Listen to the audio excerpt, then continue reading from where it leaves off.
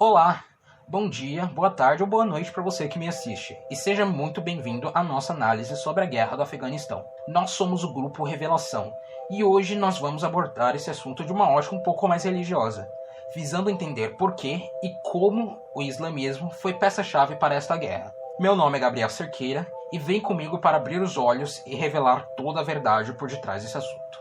Desenvolvimento. A República Islâmica do Afeganistão, ou simplesmente Afeganistão, está localizada na Ásia Central. Sua capital é Cabul e os idiomas predominantes são Pastó e Dari. Antes de 1973, o Afeganistão era regido por uma monarquia, sendo o último rei Zahir Shah. Até o ano de 1973, o Afeganistão era uma monarquia, porém sofreu um golpe de Estado liderado por Mohammad Daoud, que se tornou o presidente do país a partir de então. Mohammad Daoud Khan havia sido primeiro-ministro de 1953 a 1963, e enquanto no cargo instituiu reformas sociais e educacionais, implementando uma política pró-soviética. Os soviéticos forneciam ajuda humanitária para o Afeganistão, além de ajudar com armamento e treinamento militar. Após a presidência de Khan aproximou-se do Irã e da Arábia Saudita, abalando um pouco a relação entre o Afeganistão e a União Soviética. Os comunistas do Afeganistão estavam reunidos no Partido Democrático do Povo Afegão, o PDPA. Tal grupo estava descontente com o governo de Khan e passou a conspirar contra o mesmo. Futuramente, em abril de 1998, a PDPA realizou o que ficou conhecido como a Revolução de Saur, um golpe de Estado que executou Daoud Khan e transformou Nur Muhammad Taraki no novo presidente do país. Agora, por que Saur? No calendário persa, Saur é o segundo mês do ano, no caso, o mês em que aconteceu a Revolução. Com o PDPA no poder, foram iniciadas reformas drásticas, começando com uma campanha de repressão aos opositores, seguida de uma reforma agrária, onde as terras dos grandes proprietários seriam dadas aos camponeses. Também colocaram fim a leis religiosas e mudança nas leis sobre os direitos das mulheres, dando-lhes o direito de receber a escolaridade, escolher com quem se casar e até mesmo participar da política. Essas mudanças não foram aceitas por muitos, devido ao forte conservadorismo religioso e dos grandes proprietários devido à reforma agrária. Essas pessoas se uniram em grupos chamados de Mujahid, ou no plural, Mujahidin. O PDPA estava em uma grande disputa interna entre Muhammad Taraki e Hafizul Amin. Em pouco tempo, essa disputa resultou em um terceiro golpe, onde Hafizul Amin assumiu a presidência. A presidência de Amin não agradou a União Soviética, pois eles temiam a aproximação dele com os Estados Unidos, e consequentemente o fim da aliança com os soviéticos, além dele não estar conseguindo controlar muito bem os Mujahidin. No ano de 1979, os historiadores apontam que a União Soviética afirmava ser contra uma invasão, devido à falta de dinheiro e à probabilidade de serem vistos como os invasores e perderem o apoio do povo. Tá bom, mas e como ficam os Estados Unidos nessa história toda? O governo norte-americano, liderado por Jimmy Carter, vendo uma oportunidade de enfraquecer a União Soviética, passou a financiar alguns grupos de Mujahidin, em julho de 1979. O financiamento tratava do fornecimento de armas, treinamento militar e, é claro, o dinheiro. Seu objetivo era criar uma grande armadilha para os soviéticos e levá-los à invasão para salvarem o governo comunista, o PDPA, pois acreditavam na contribuição do Afeganistão para afetar a economia soviética.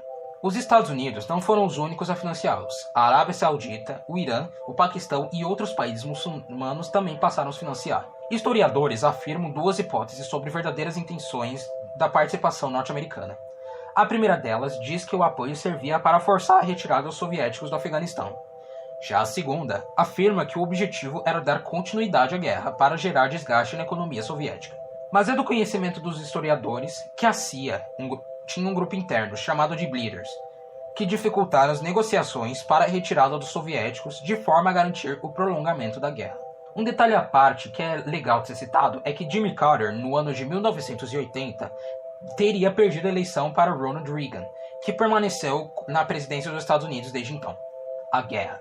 Em dezembro de 1979, a União Soviética, sob o governo de Leonid Brezhnev, invade o Afeganistão para retirar a Amin da presidência e colocar um presidente que fosse agradável. A União justificou o ataque como uma forma de proteger o país aliado, porém historiadores afirmam que foi uma medida para expandir a sua influência para a Ásia Central. O ataque resultou na execução de Amin e no início da presidência de Barack Kemal. Porém, os Mujahideen declararam uma jihad, ou uma guerra santa, contra os soviéticos, alegando que eram ateístas e anti-muçulmanos. Os Mujahideen utilizaram táticas de guerrilha e possuíam grande vantagem devido à região norte, que era montanhosa. Suas estratégias eram baseadas no elemento surpresa, isto é, a realização de ataques inesperados e de grande intensidade, e se retiravam logo em seguida, além de preferirem combates noturnos. Raramente realizavam confronto aberto e sempre que se sentiam ameaçados, fugiam. A partir da virada de 1985 para 1986, Mikhail Gorbachev, o atual e último presidente da União Soviética, começou a realizar negociações para a retirada de suas tropas. Em 1988, as tropas começaram a ser retiradas e gradativamente entregar as operações militares para o exército afegão. No ano de 1989, as últimas unidades do exército haviam sido retiradas, mas mantiveram com apoio financeiro até 1992, para que o país não fosse derrubado pelos rebeldes.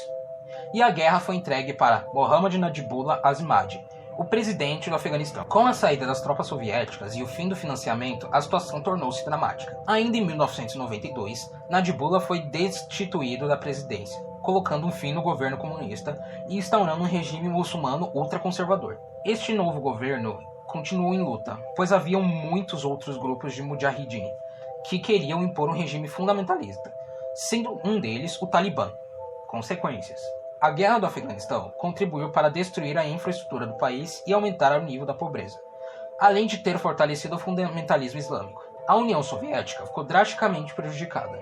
O conflito foi muito impopular no país, principalmente pelo grande número de mortos, por volta de 1 milhão de afegãos e 15 mil soviéticos.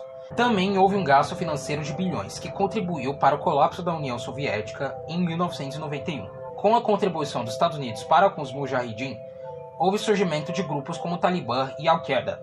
O Talibã, em 1996, invadiu Cabul, tomou o poder e instaurou uma política extremamente rigorosa. Já Al-Qaeda teve seu destaque com Osama Bin Laden, por ser responsável pelo atentado do 11 de setembro, que resultou numa segunda guerra no Afeganistão no ano de 2001.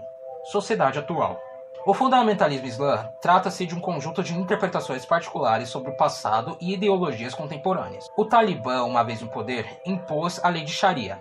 Sharia, que seria o caminho claro para a água, é um conjunto de leis baseadas no Corão e nos conselhos de Maomé, o último profeta do Deus de Abraão, de acordo com o islamismo. Tem leis sobre todos os aspectos de vida, incluindo práticas religiosas e direcionamento sobre família, negócios e vida em sociedade. A Sharia foi implementada em vários países, como Irã, Iraque e Egito. Essas leis afetam diretamente os cristãos, pois são vistos como doentes mentais e tratados como de segunda classe, muitas vezes excluídos de direitos básicos. Infelizmente, os cristãos são vítimas de crimes de honra, justificando assassinatos, torturas e até estrupos. Se um cidadão islã passa a seguir Jesus, pode ser condenado a açoites e preso por apostasia, ou seja, a renúncia de uma crença ou religião.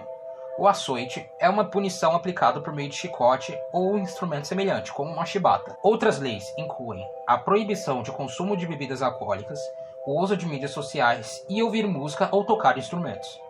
Para as mulheres, o uso obrigatório de burca e a proibição de sair de casa desacompanhada de uma figura masculina como o marido, além de, em geral, possuir punições exageradas, como o apedrejamento de adúlteros e corte de mão de pessoas que são flagradas em roubo. E assim terminamos o nosso estudo sobre a Guerra do Afeganistão.